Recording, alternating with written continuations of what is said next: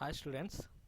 So in today's class I would like to explain one more topic in digital communication networking. So in network layer.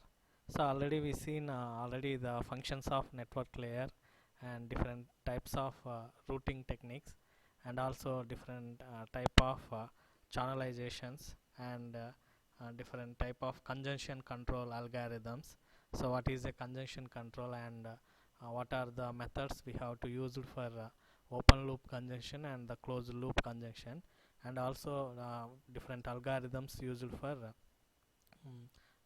to control conjunction algorithm. So the most widely used algorithm is that is leaky bucket algorithm. So in today's class we will see logical addressing.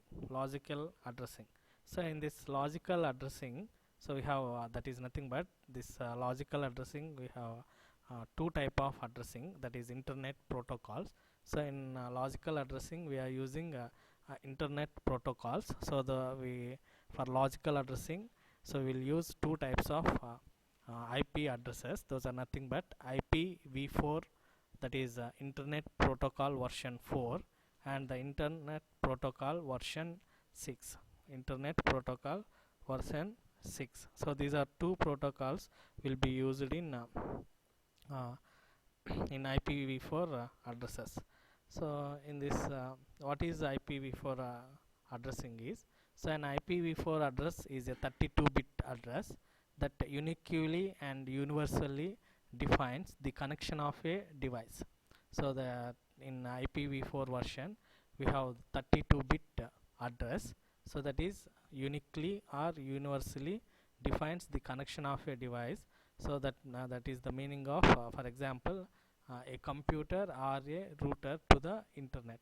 So if you want to connect the device, so uh, one device to another device and one to so many devices, that is nothing but internet.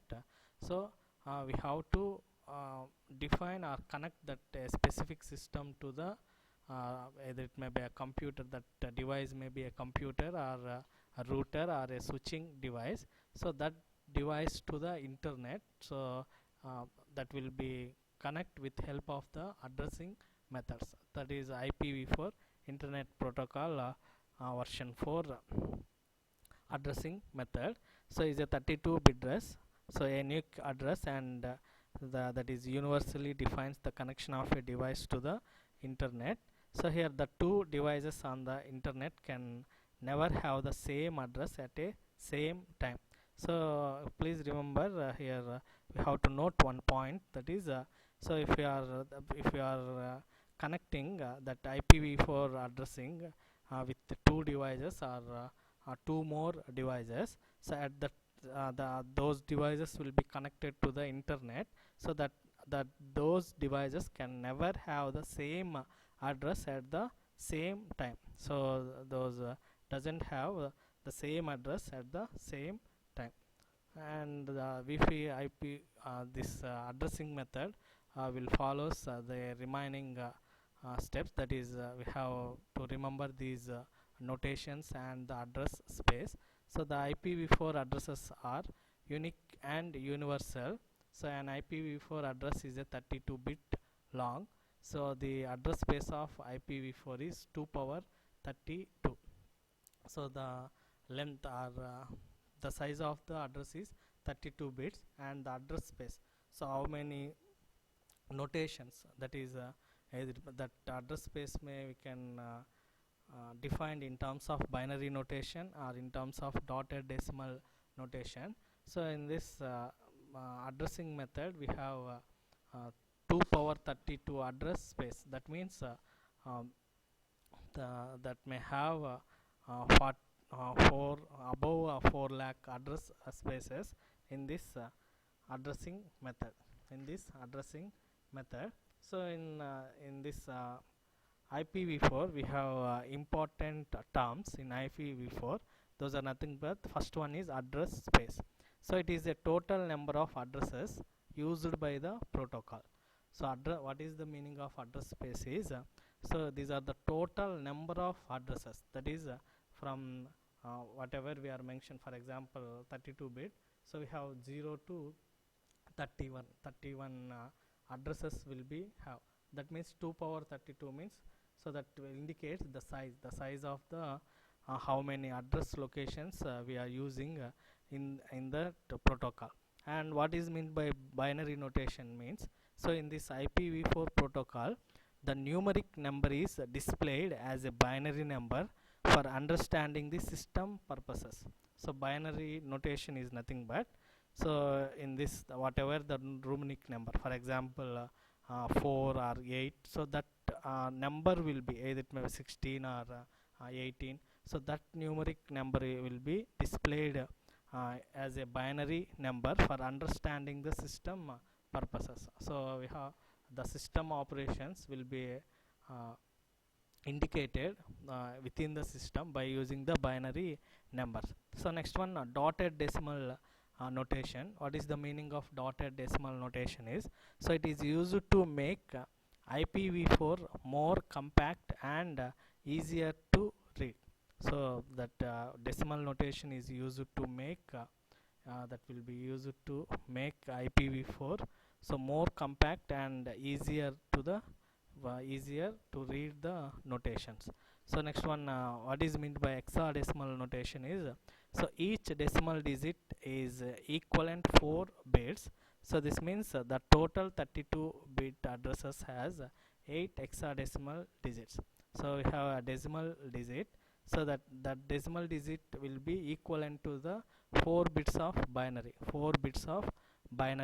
So that 4 bits, the total 32 bits addresses has 8 hexadecimal digits. So if you have a 32 bit binary numbers, so for that binary numbers we have the total 32 bit addresses has 8 hexadecimal digits. So that is the meaning of different notations and the terms used in IPv4. So in this IPv4 addressing methods, so we have mainly two types of addressing methods. So those are nothing but classful addressing and the classless addressing.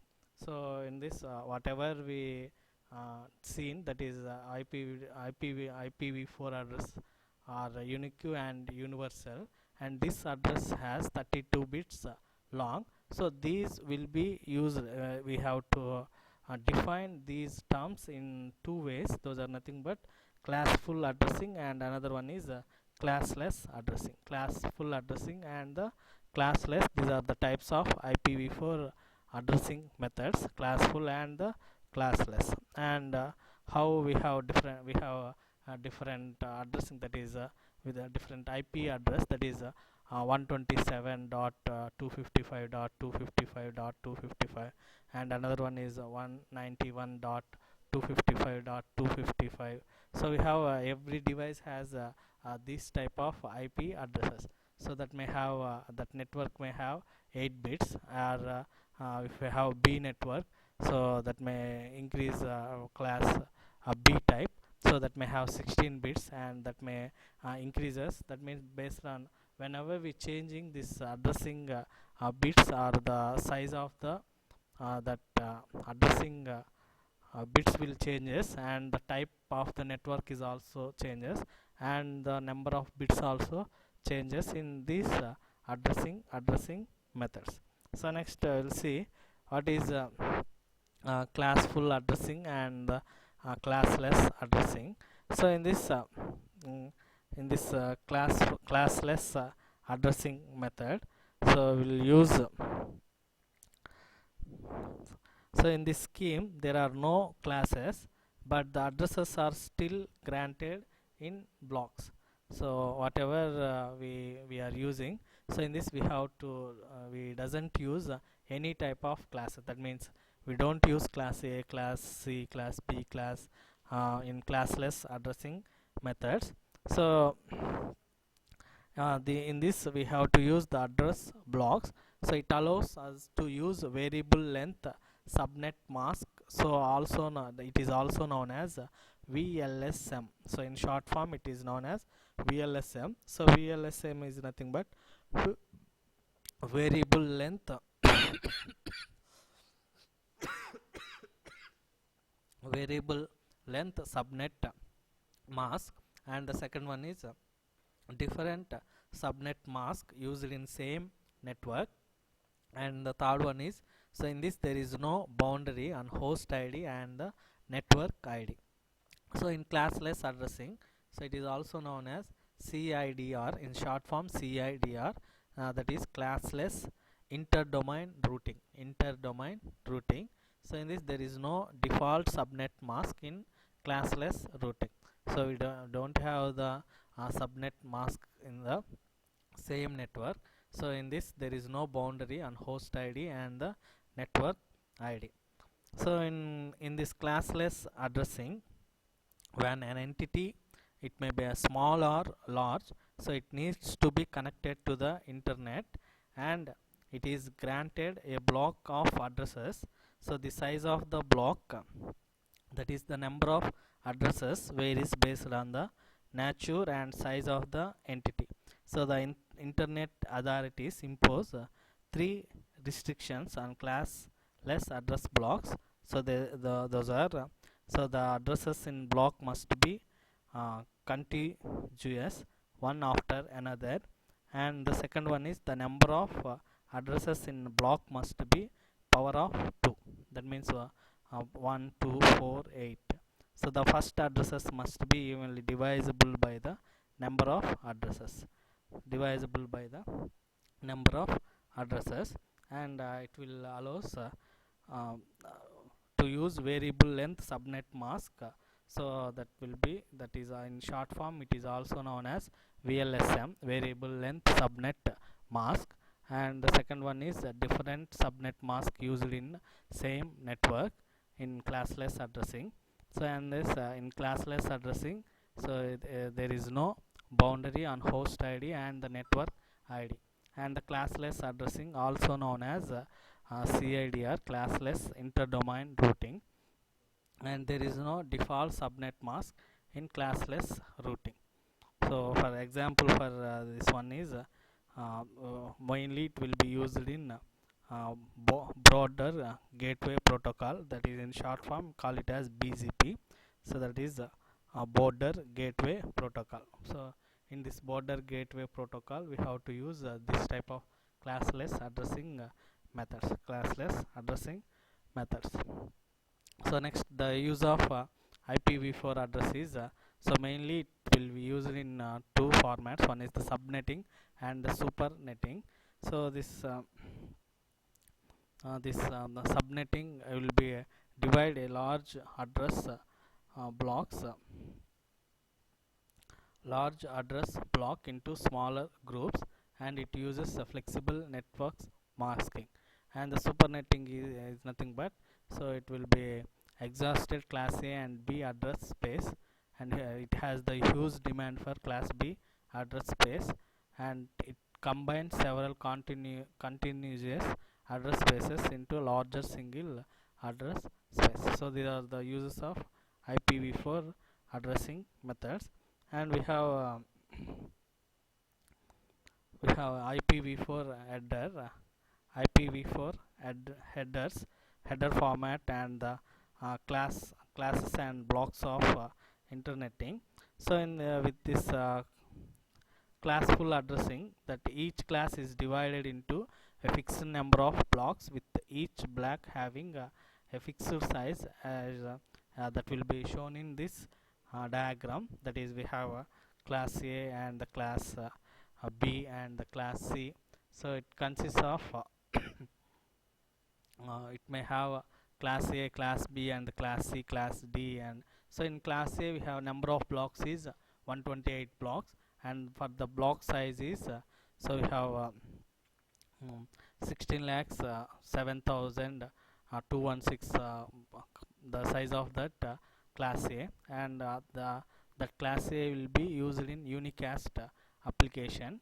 And in this class B we have number of blocks is 16,384 blocks in class B, and the block size is 65,536, and this is also class B also used in unicast. So mostly class A, B, C will be used for unicast systems or unicast communication, and the class D is used for multicast communication devices, and the class C that will be used in reserved reserved techniques. So these are different type of classes and blocks of IPv4 addresses.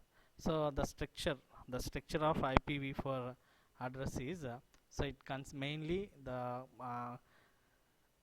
it has the IPv4 header format. It has mainly the version and the IHL DS. What is meant by version is this version number of internet protocol will be used, and the IHL means so it has internet header length and length of entire IP header.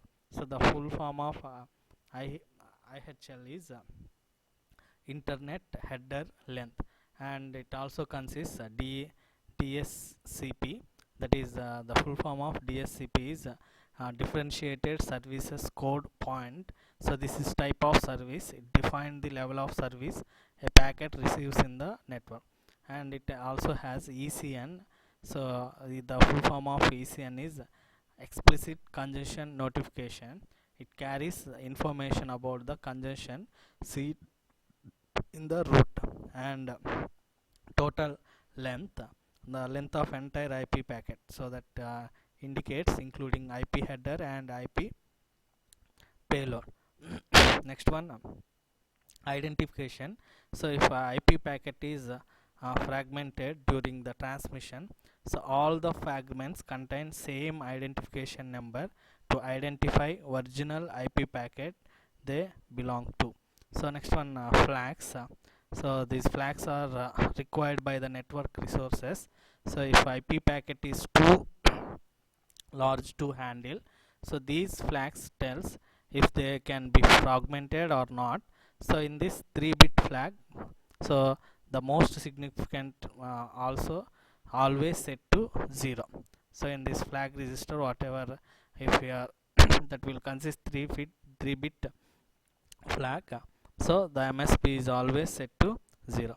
So next one, so it has the fragment offset. So the offset tells that the exact position of the fragment in the original IP packet. And next one, time to live. So to avoid looping in the network, every packet is sent with some TTL value set, so which tells the network how many routers, that means HOPs, so this packet can cross.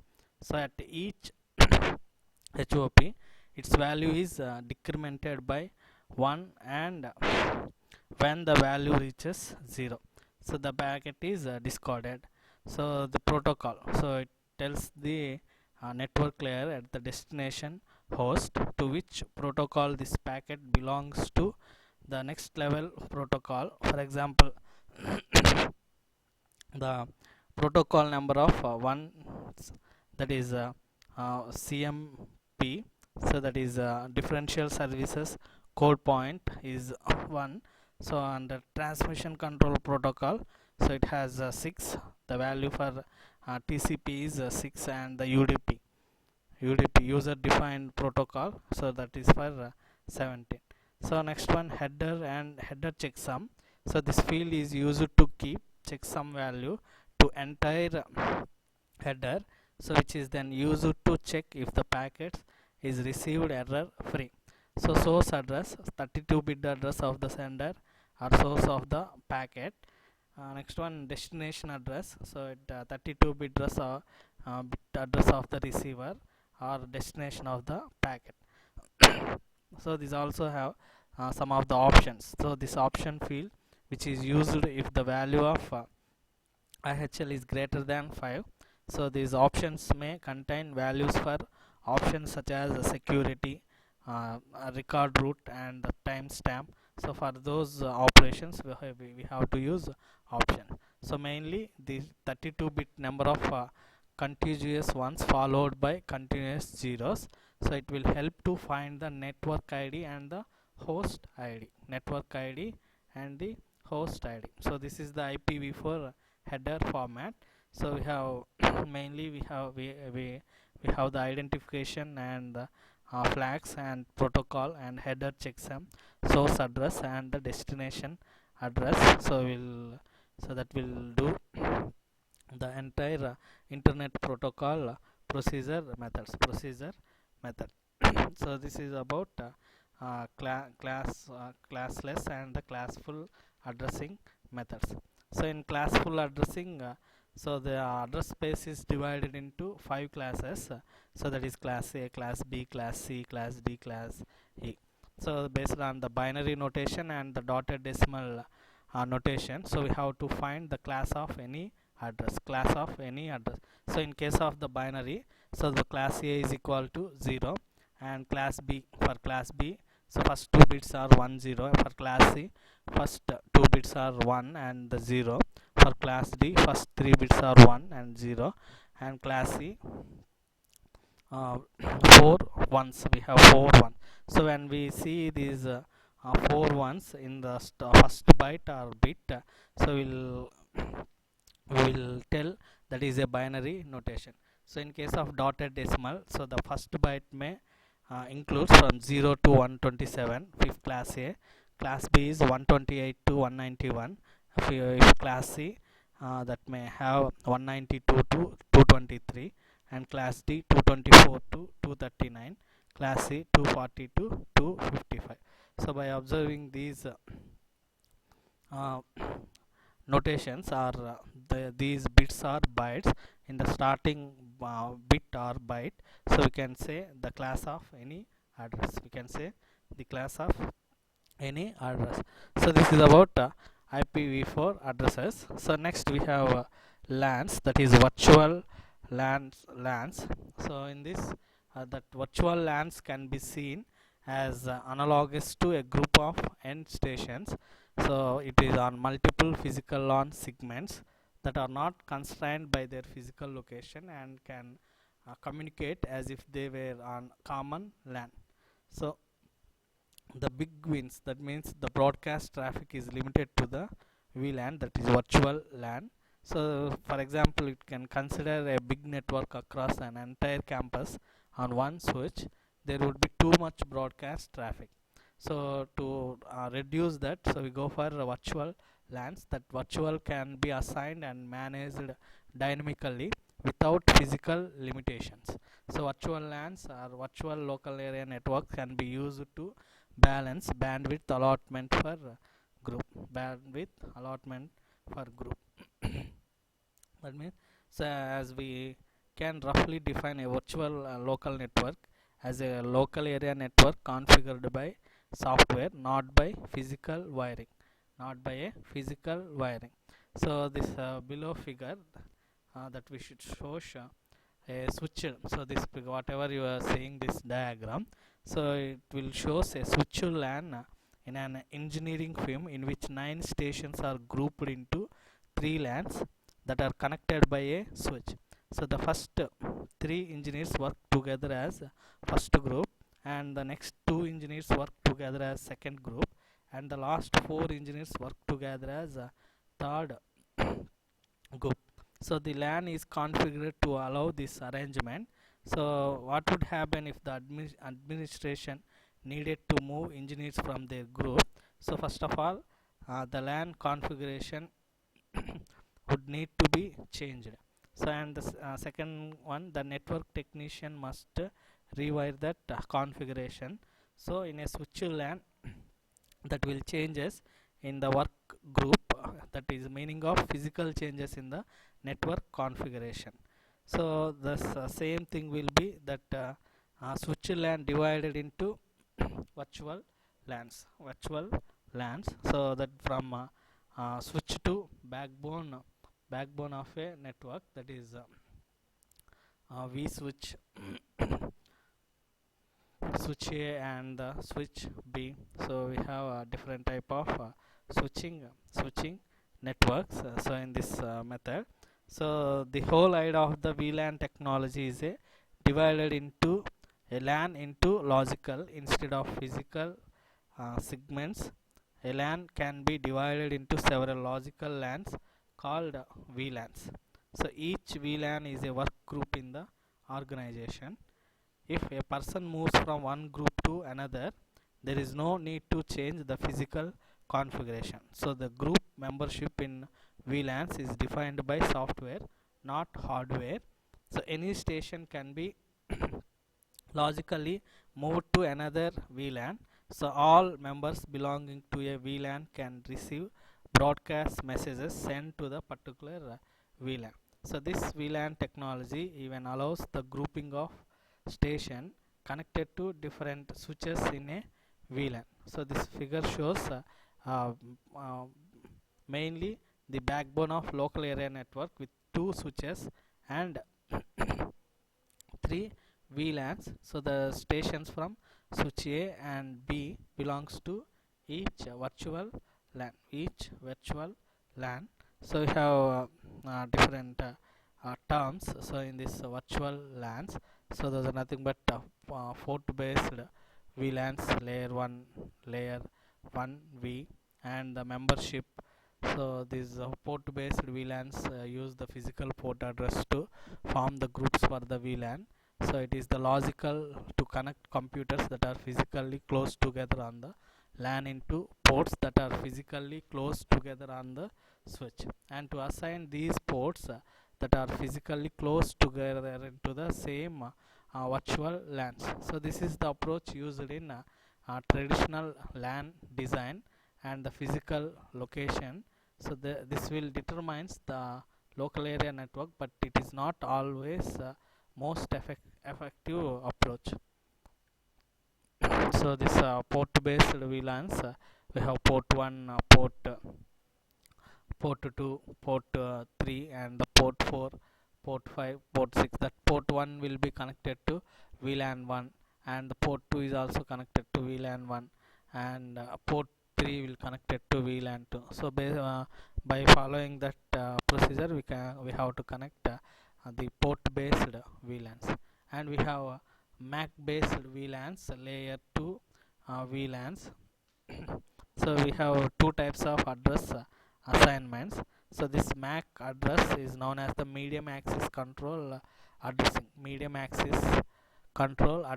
methods. So the MAC based VLANs use the same data link layer that will address us to form the VLAN groups. So the advantage is that they are simpler to manage when computers are moved. So because we have we use the same data link layer addresses to form the VLAN groups. So and we have IP based VLANs and layer 3 VLANs also. So the main applications of based VLANs and the layer 4 VLANs is so these application based VLANs use the application layer protocol in combination with the data link layer and network layer addresses to form the VLAN group.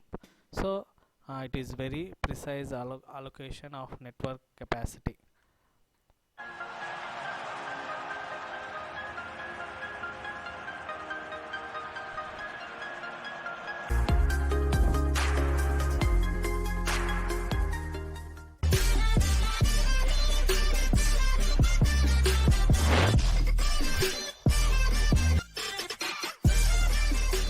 Thank you for watching. Please subscribe DBS Talks. Thank you.